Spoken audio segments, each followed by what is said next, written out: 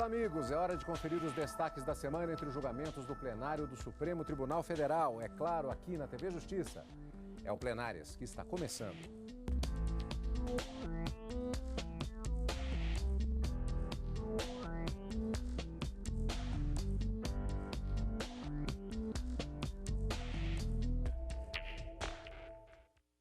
Com os principais momentos das sessões dos dias 8 e 9 de fevereiro de 2017. Karina, esta semana nós tivemos basicamente os trabalhos do plenário concentrados em relativamente poucos processos, ou seja, foram debates que se estenderam em relação a temas específicos. E ainda uma outra questão, foram as duas primeiras sessões presididas pelo vice-presidente do Supremo Tribunal Federal, o ministro Dias Toffoli. Eu diria que essa semana, Cadu, foi a semana dos recursos extraordinários. Não, às vezes nós temos sessões da quarta e da quinta com uma gama muito grande de ações diretas de inconstitucionalidade que são julgadas pelo plenário. Mas nessa semana, na quarta-feira, foi retomado o julgamento de um recurso extraordinário que ainda não foi concluído, aguardando o voto da ministra Carmen Lúcia, que estava ausente justificadamente nas sessões dessa semana. E na quinta-feira, outros dois recursos extraordinários também tiveram o julgamento concluído e em apenas um deles, mais de 1.200 processos aproximadamente devem ser findados nas instâncias inferiores, já que aguardavam o julgamento desse caso que aqui no Supremo acabou sendo decidido na quinta-feira. Na quarta, a retomada e ainda a suspensão do recurso extraordinário que fala da responsabilidade subsidiária da administração pública, União, Estados, municípios do Distrito Federal. Na verdade, o caso concreto envolvia a responsabilidade da União para pagamento de débitos trabalhistas quando a empresa, por ela terceirizada e contratada, não cumprir com essa obrigação. Essa é a discussão que foi travada na quarta-feira, mas, como eu disse, ainda não concluído. Na quinta-feira, os outros dois julgamentos realizados e concluídos, um deles tratava justamente sobre a sucessão de bens de uma sociedade de economia mista, que, portanto, deveria ser regida por um regime também de direito privado, mas que teria sido sucedida em direitos e obrigações pela União, e argumentava-se aqui, o principal argumento da União era de que a forma de pagamento da dívida da União, em razão dessa sucessão, deveria ser pago por meio de precatórios, à luz do que determina o artigo 100 da Constituição, e não conforme determina o Código de Processo Civil, que é aquela execução comum. Nesse caso, os ministros acabaram decidindo que se as penhoras e a execução já tivesse sido iniciada antes dessa sucessão ser operada, o Código de Processo Civil deve ser aplicado e deve ser mantida a penhora desses bens. Isso foi decidido e é esse o caso que repercute, já que é um caso de repercussão geral, em mais de 1.200 aproximadamente processos que aguardavam essa decisão. E uma decisão bastante rápida também na quinta-feira, foi uma sessão bem mais célere, um questionamento sobre a competência, se era da Justiça Estadual ou Federal, para processar e julgar crimes ambientais envolvendo exportação de animais silvestres em extinção ou animais exóticos da fauna brasileira. E a conclusão foi de que é da Justiça Federal em razão da transnacionalidade desse crime. 3 julgamentos realizados, um apenas ainda não concluído, aguardando o voto da ministra Carmen Lúcia. Então vamos aos detalhes, começando com a sessão desta quarta-feira, quando o plenário do Supremo Tribunal Federal retomou o julgamento de um recurso em que se discute se a administração pública deve responder pelas dívidas trabalhistas de empresa terceirizada contratada para a prestação de serviços. Foi a primeira sessão comandada pelo vice-presidente do Supremo, ministro Dias Toffoli, em razão de ausência justificada da presidente ministra Carmen Lúcia. O plenário voltou a analisar um recurso em que a União questiona a decisão do Tribunal Superior do Trabalho, que a condenou a pagar créditos trabalhistas não honrados por uma empresa terceirizada. Até o momento, 4 ministros acompanharam a relatora, a ministra Rosa Weber, que negou o recurso, entendendo que a administração pública possui responsabilidade subsidiária pelas dívidas trabalhistas quando não cumprir com seu dever de fiscalizar o contrato de prestação de serviços. Concluo, portanto, dizendo que as premissas estabelecidas no acórdão recorrido são inequívocas no sentido de que houve omissão da administração em fiscalizar o contrato entre a empresa prestadora de serviços e seus empregados, de forma que não prosperam os argumentos do presente recurso ordinário. Diante do exposto, entendo também e acompanho a eminente relatora pela negativa do provimento do recurso ordinário, assentando que, em face da configuração da culpa em vigilando e eligendo, o ente público pode ser responsabilizado por ter faltado com o dever de fiscalização do cumprimento das obrigações trabalhistas por parte da empresa prestadora de serviços por ele contratada. Eu entendo que não há nenhuma incompatibilidade entre aquilo que nós decidimos na ADC 16, em que afirmamos a constitucionalidade do artigo 71, parágrafo 6º da Lei 8.666 de 93, que é a conhecida Lei de Licitação, com a atribuição de responsabilidade à administração por culpa devidamente comprovada no que tange ao inadimplemento não apenas de obrigações trabalhistas, mas também previdenciárias. Eu acompanho a eminente ministra Rosa Weber quando insiste em que seja afirmada a tese de que a constitucionalidade do artigo 71, parágrafo 1º da Lei 866 de 93, declarada na ADC 16, seja, na verdade, observada em ordem a vedar a transferência automática à pública administração dos encargos trabalhistas resultantes da execução do contrato de prestação de serviços. O ministro Luiz Roberto Barroso acompanhou a relatora, mas acrescentou a tese de repercussão geral sugerida pela ministra, que a fiscalização do contrato pela administração pública deve ser feita por amostragem, cujo acerto é de 95%. Quando há algum problema da terceirizada no cumprimento das suas obrigações, fiscalizando um percentual que varia de acordo com a natureza do contrato, chegando até um teto de 30%, mas geralmente menos. Por amostragem, você é capaz de detectar se há problemas. O manual de gestão e contratos do STJ também prevê a fiscalização por amostragem. Portanto, a primeira observação em matéria de fiscalização adequada que eu acho importante fazer é que a exigência de que se fiscalizem todos os contratos trabalhistas, todas as obrigações trabalhistas, não é razoável e acho que é perfeitamente legítimo que essa fiscalização seja feita por amostragem.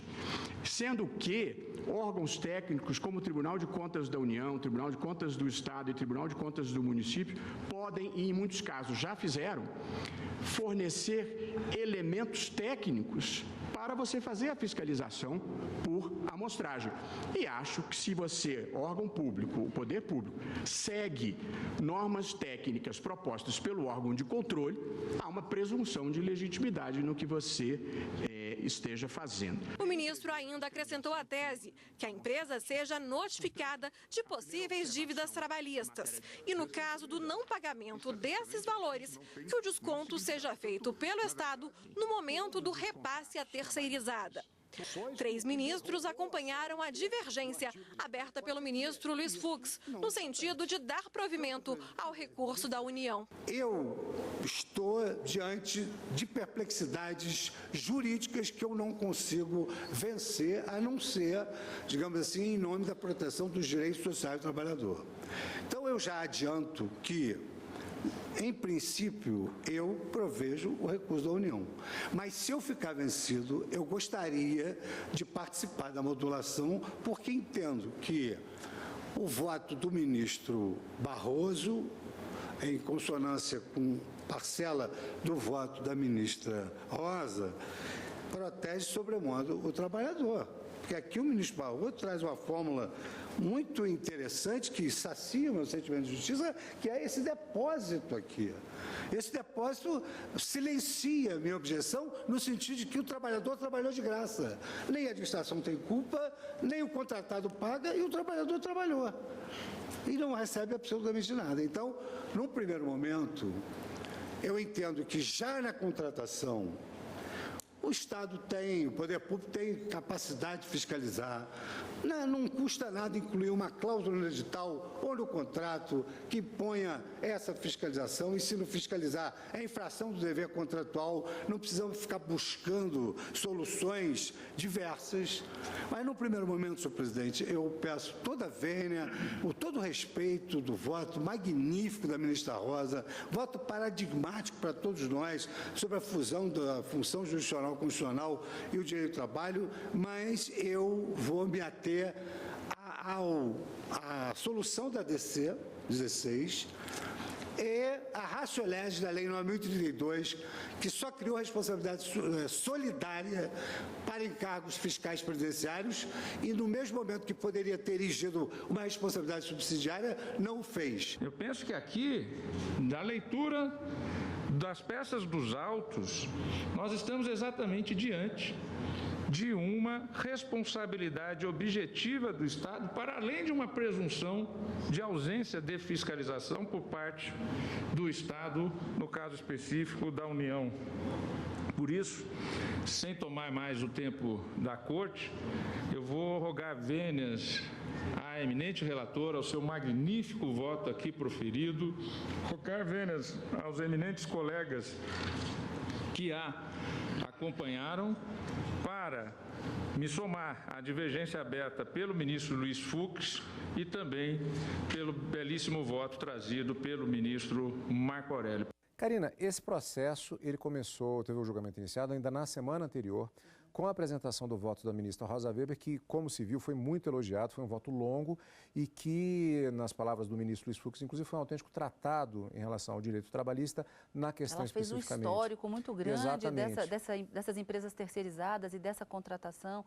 O voto dela foi um voto de aproximadamente 2 horas, bastante aprofundado, sem dúvida alguma, um primor, como ele disse, um paradigma dentro do direito jurisdicional, constitucional, trabalhista. E até por conta disso, muitos debates aconteceram, há uma maioria formada no sentido do acompanhamento do voto dela, apesar da divergência aberta pelo ministro Luiz Fux. Exato. Mas, apesar dessa maioria formada, houve um debate também que suscitou uma questão específica, que foi a não finalização do julgamento ainda, na expectativa da apresentação, pelo menos ainda do voto da ministra Carmen Lúcia, lembrando que a Corte está atualmente desfalcada. Falta ainda o ministro, na expectativa de que o quórum fique completo. Mas há uma maioria formada, mas ainda optaram por mais um voto da ministra Carmen Lúcia. Por quê, Karina? A grande discussão ali foi que se tratava de um recurso extraordinário com repercussão geral reconhecida. E o ministro Gilmar Mendes levantou a questão de que, para que esse julgamento fosse concluído, seria necessário uma maioria absoluta formada, já que o entendimento será aplicado a vários outros processos que aguardam esse julgamento, justamente, insisto, em razão dessa repercussão geral. Então, seriam necessários, ao entender do ministro Gilmar Mendes, pelo menos 6 votos favoráveis à aplicação dessa tese da ministra, ou desse entendimento da ministra Rosa Weber, que já possui uma maioria de 5 votos, mas seriam necessários 6, compreendendo a maioria absoluta, justamente para que ele pudesse ter essa força expansiva e alcançar esses outros julgamentos que aguardam sobrestados. O ministro decano acabou sugerindo também que o julgamento fosse suspenso para aguardar o voto da ministra Carmen Lúcia, apesar, como você disse, de já ter uma maioria formada.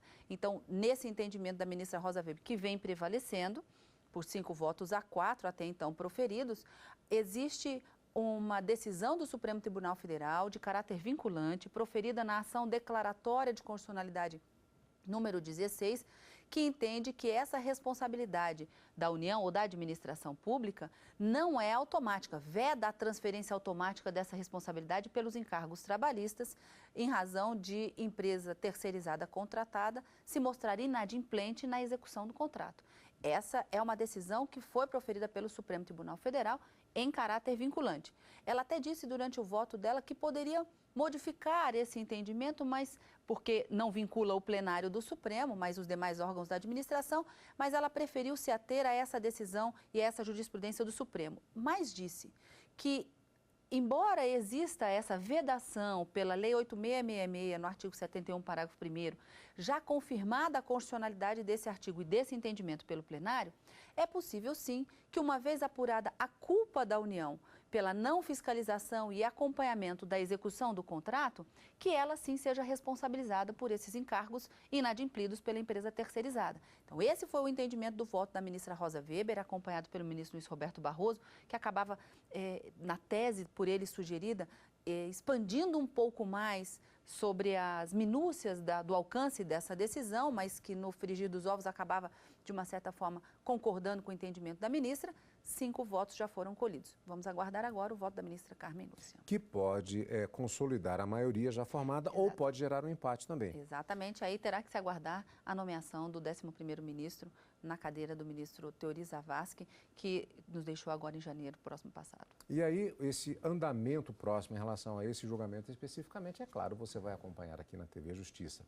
E você vai ver no próximo bloco os destaques da sessão plenária desta quinta-feira no Supremo Tribunal Federal. Um instante só.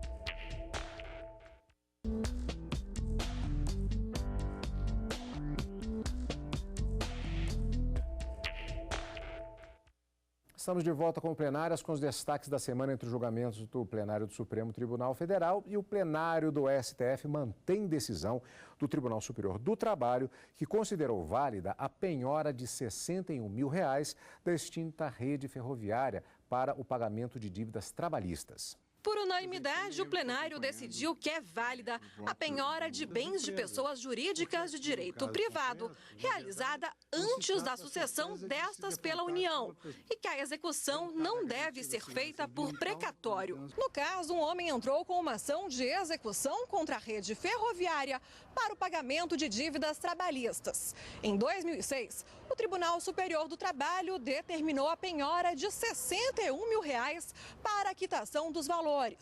Mas em 2007, com a extinção da rede, a União passou a responder por seus direitos e obrigações e entrou com recurso aqui no Supremo contra a decisão do TST, pedindo que o pagamento fosse feito por precatórios e não mediante penhora. Não é que a União, de forma alguma, se recusa a efetuar o pagamento. Ao contrário, a União se insurge única e exclusivamente em relação à forma desse pagamento.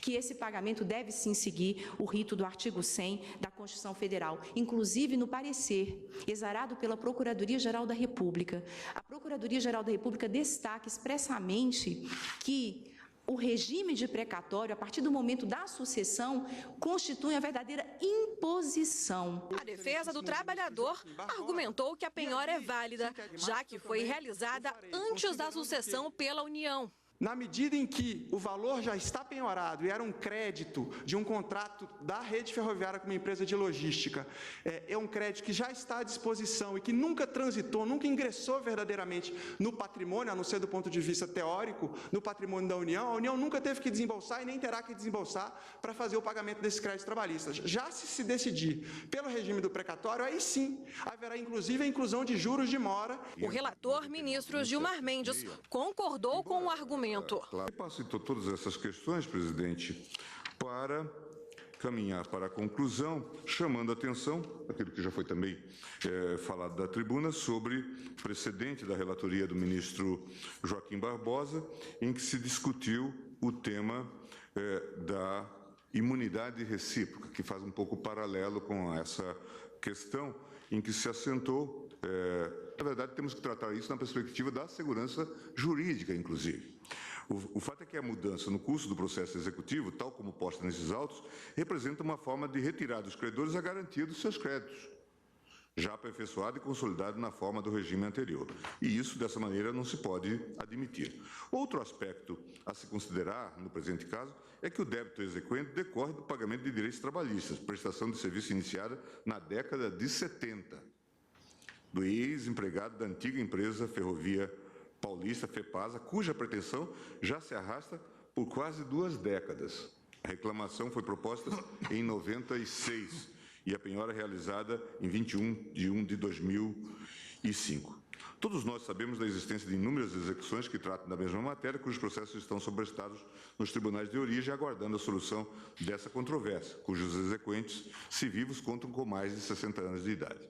Ora, Admitir a pretensão da União neste processo, no sentido de submeter o crédito dos exequentes à ordem cronológica da apresentação dos precatórios, tornaria ainda mais penosa a espera dos ex-trabalhadores em ver realizados seus direitos já reconhecidos e amparados pela coisa julgada. Desse modo, se à época em que foi realizada a penhora, a Refesa não tinha sido sucedida pela União, revela-se legítima essa constituição patrimonial, no que resulta inadmissível a alegação de afronta ao artigo 100 da Constituição. Diante desses fundamentos, concluo ser válida a penhora em bens de pessoa jurídica de direito privado realizada anteriormente à sucessão desta pela União, não devendo a execução prosseguir mediante precatório. Todos os ministros seguiram o mesmo entendimento. A penhora, nesse caso, deu-se em 2006 e a sucessão deu-se praticamente um ano depois, em 2007. E, portanto, nesta medida, o que no voto de Sua Excelência se denomina de situação jurídica consolidada, impõe o respeito à penhora realizada anteriormente. O regime jurídico constitucional dos precatórios é, na verdade, um privilégio que se dá à fazenda pública, é uma exceção. E, portanto, acho que ela deve ser interpretada sempre com a parcimônia e o comedimento que se deve interpretar as exceções. O voto do eminente ministro Gilmar Mendes também faz prevalecer na espécie a orientação jurisprudencial já consagrada pelo Tribunal Superior do Trabalho, no sentido de ser válida a penhora em bens de pessoa jurídica de direito privado, como a Rede Ferroviária Federal S.A., Sociedade de Economia Mista, sob forma de sociedade anônima, realizada anteriormente ao momento em que se registrou a sucessão pela União Federal. O caso teve repercussão geral reconhecida e o entendimento deve ser seguido por todos os tribunais do país. Ainda durante a sessão, por unanimidade, os ministros decidiram que é da Justiça Federal a competência para processar e julgar crimes ambientais de exportação de animais silvestres, ameaçados de extinção e espécies exóticas. Todos os ministros seguiram o voto do relator, ministro Luiz Fux. A transnacionalidade do crime ambiental voltada à exportação de animais silvestres atinge interesse direto, específico e imediato da União, voltada à garantia da segurança ambiental no plano internacional, em atuação conjunta com a comunidade das nações. O julgamento também teve repercussão geral reconhecida e serve de orientação para todas as ações que tratam da questão na Justiça. Julgamento, portanto, da sessão plenária desta quinta-feira. Karina, vamos voltar, os dois julgamentos, claro, mas eu gostaria de voltar no primeiro. A questão relativa à Rede Ferroviária Federal, não há o que questionar, dívida da União, já que ela sucedeu à antiga Refesa. Isso. Mas o pagamento, embora sendo um pagamento de uma entidade, embora sendo um pagamento devido pela União, exato, ele não será feito na forma de precatório. Exatamente. Era esse o entendimento que a Advocacia da União pretendia emplacar nesse recurso extraordinário, entendendo que, pela Constituição, a regra de pagamento das dívidas da Fazenda Pública, seja uma dívida da União, do Estado, do município ou do Distrito Federal, deveria ser feita mediante pagamento por precatório. E o precatório nada mais é do que um reconhecimento judicial de uma dívida cuja decisão, cuja sentença vai entrar numa ordem cronológica para pagamento e pagamento em uma parcela única. E no Supremo, na quinta-feira, a decisão foi de que, como a execução das dívidas da Refesa já era anterior à sucessão feita pela União e já haviam execuções com penhoras realizadas, esse pagamento da dívida não deve ser feito mediante precatório, mas sim à luz do que determina o Código de Processo Civil, uma execução simples. Então, num exemplo bastante claro, Cadu, se você deve um valor a mim e não paga espontaneamente, eu entro com uma ação de execução, vamos imaginar que a gente tem um contrato e você não adimpliu esse contrato. Eu entro com uma execução desse contrato e vou tentar buscar os seus bens, tantos quanto bastem para a satisfação do meu crédito e os seus bens vão ou a leilão ou à asta pública e do crédito que for obtido ali dessa venda, paga-se a dívida e, se sobrar, devolve-se para o devedor. Então, embora a dívida seja da União, em razão da sucessão dos bens dessa empresa, que era uma sociedade de economia mista e, portanto, regida pelo regime de direito privado, era uma pessoa jurídica de direito privado, a forma de execução dessa dívida, por conta da sucessão ter se dado após as penhoras já realizadas, seguirá o rito do Código de Processo Civil e não como determina a Constituição, em regra, porque aqui há uma exceção definida já pelo Supremo, pelos precatórios. Essa foi a decisão talvez mais importante da quinta-feira, já que nessa repercussão geral, como eu disse no início do programa, deve alcançar pelo menos 1.263 processos que aguardavam essa decisão nesse recurso extraordinário no plenário do Supremo Tribunal Federal. Bem, assim nós fechamos mais uma semana de julgamentos no plenário do Supremo Tribunal Federal, neste primeiro mês de trabalhos do plenário em 2017, já com expectativas para a próxima semana. Encontro marcado na próxima quarta e quinta, ao vivo, no direto do plenário e no final de semana com plenárias. Obrigado pela sua companhia, como sempre, e continue conosco aqui na TV Justiça.